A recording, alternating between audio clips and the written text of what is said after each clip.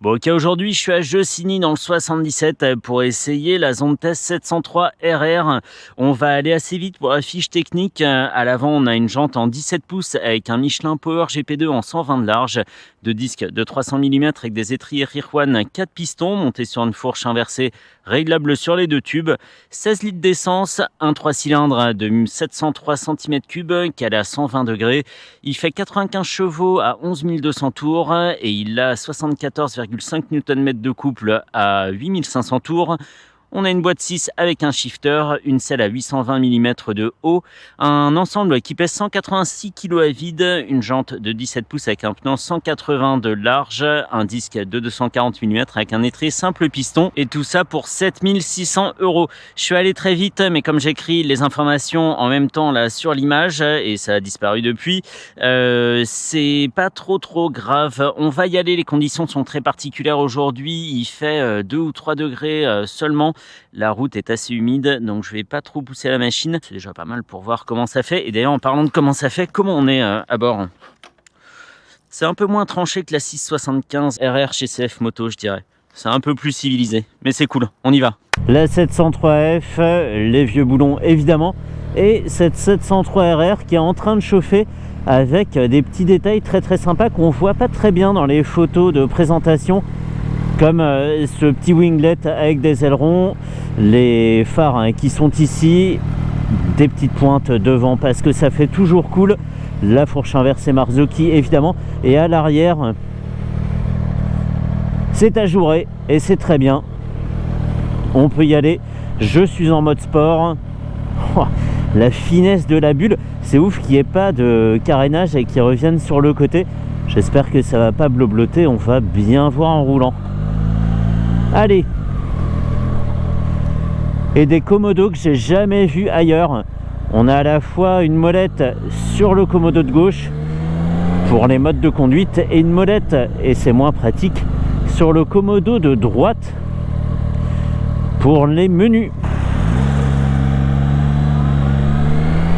Sous les yeux, un TFT de 6,75 pouces, c'est précis, il est très clair, très lumineux.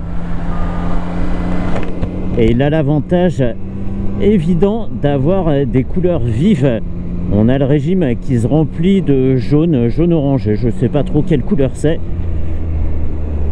On a la pression des pneus, la température, un voltmètre, un indicateur de rapport engagé, la vitesse au centre, la température moteur, une jauge à essence et l'heure tout en haut à droite.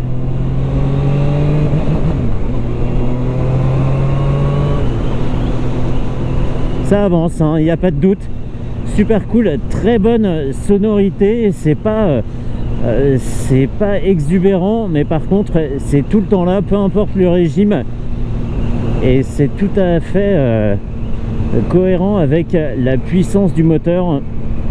On devine qu'on a un 3 cylindres entre les jambes.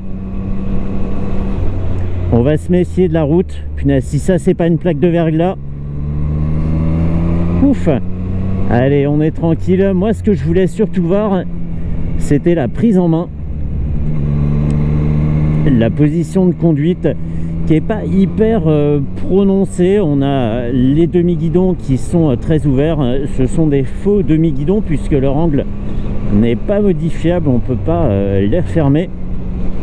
Mais c'est quasiment comme si on avait un guidon normal. C'est même tout à fait ça. Le seul truc, c'est que les poignets ne remonte pas par rapport au T supérieur, donc ça serait plutôt comme un drag bar mais encore plus bas. Mais c'est sympa, on n'est pas trop cassé sur le devant, c'est comme une demi sportive. Voilà, ça pourrait être ça. La position est très bonne et la bulle, malgré son manque de soutien sur les côtés, ne bloblote pas, donc ça c'est parfait. Et sous les yeux, c'est très bien présenté. On a ce T supérieur ajouré, les réglages de la fourche, un petit bocal en plastique transparent ou en fer d'ailleurs, et à gauche gâchette d'appel de phare, et on a un bouton on-off ici, là-haut, là, sur le commode de droite. Je sais pas ce qu'il fait.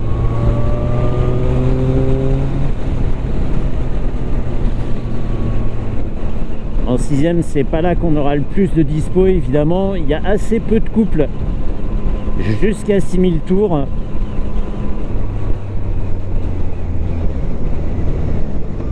Mais tout fonctionne très très bien. On peut être léger sur les freins et les faire fonctionner parfaitement. Ça se fait vraiment à deux doigts.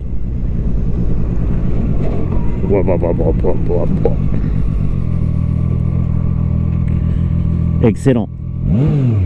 Yes, yes. Pour l'instant, rien à dire, hein. Surtout pour 7600 €. L'équipement, les performances sont au rendez-vous de ce que j'en ai vu, hein, évidemment. Il faut pas me dire génial, 3 minutes qui roulent et ça y est.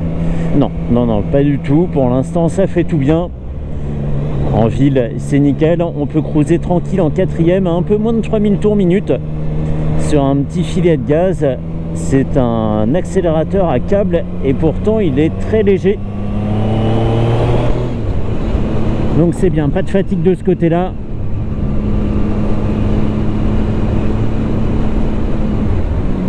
Parfait.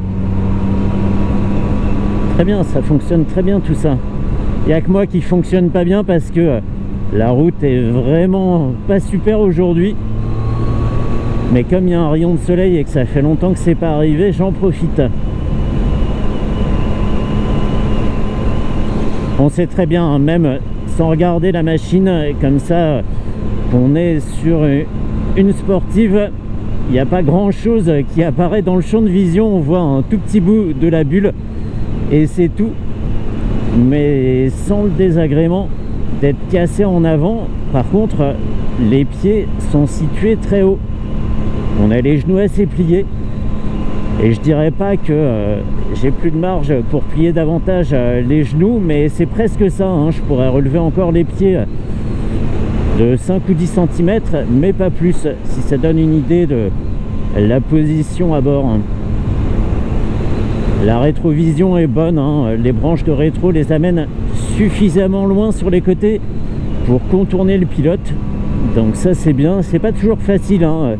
Comme on a assez peu de carénage pour faire des rétros qui vont suffisamment loin sur les côtés. Yes, yes. Et avoir une monte de pneus Michelin sur une moto à 7600 €, bah franchement c'est pas mal, hein. Je m'attendais à trouver des pneus chinois et en fait pas du tout. Donc c'est super cool. Hop, hyper serein. On a une fourche dont le débattement est assez réduit et ça donne une moto très sereine sur les freinages, qui se contient bien. Ok, il va falloir que je pousse un tout petit peu plus. Ouah, le grand-père. Mais là, il n'y a rien de pire qu'une route de sous-bois comme ça. Il y a des plaques d'humidité par terre. Et comme ça fait peu de temps que le thermomètre est passé au-dessus de 0, on va quand même se méfier.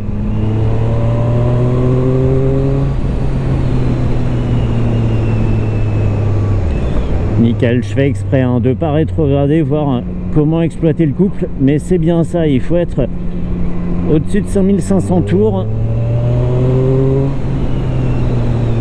En dessous, c'est un petit peu creux. Mais on lui en veut pas parce qu'on passe déjà un très bon moment, même en ville à 50, on s'amuse.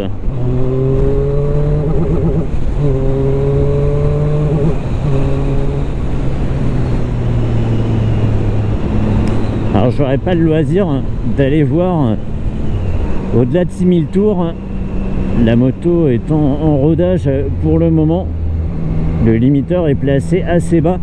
Ça pourrait être dommage, mais en fait pas du tout, parce que pour un premier contact c'est complètement suffisant. Et au risque de me répéter, les conditions permettent pas non plus de trop s'amuser, donc quelque part ça tombe bien.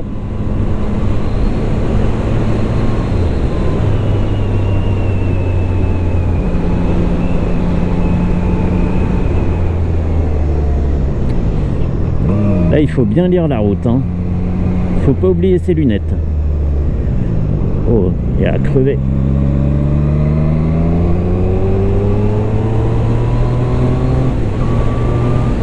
Yes.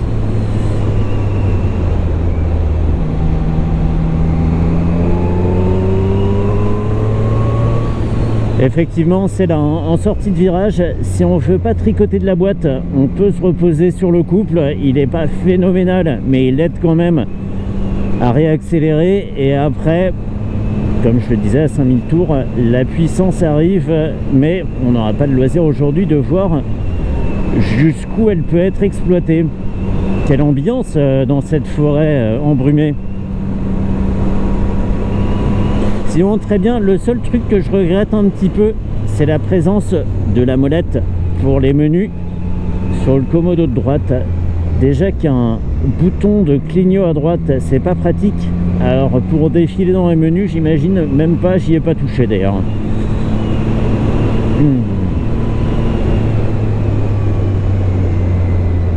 On va pouvoir en rester là pour cette zone test 703 RR. Je suis très content de l'avoir conduite, même avec les conditions qui sont celles-ci. C'est un bon premier contact avec la machine. Une moto vraiment faite pour tous les jours. Pas de problème, pas pousse au crime. Avec une position pas exigeante. Une selle confortable. Juste la hauteur des pieds qui peut un petit peu dérouter au début, mais on s'y habitue assez vite. Et après, la prise en main se fait toute seule. Nickel, nickel. Allez, on va faire un petit demi-tour. Il n'y a personne derrière.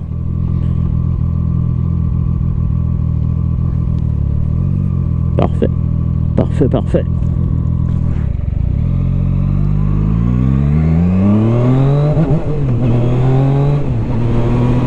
Ah.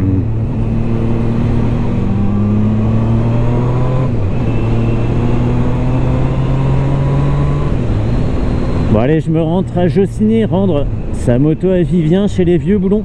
Merci beaucoup à lui, je suis toujours content de faire des essais là-bas parce qu'il y a toujours des motos originales.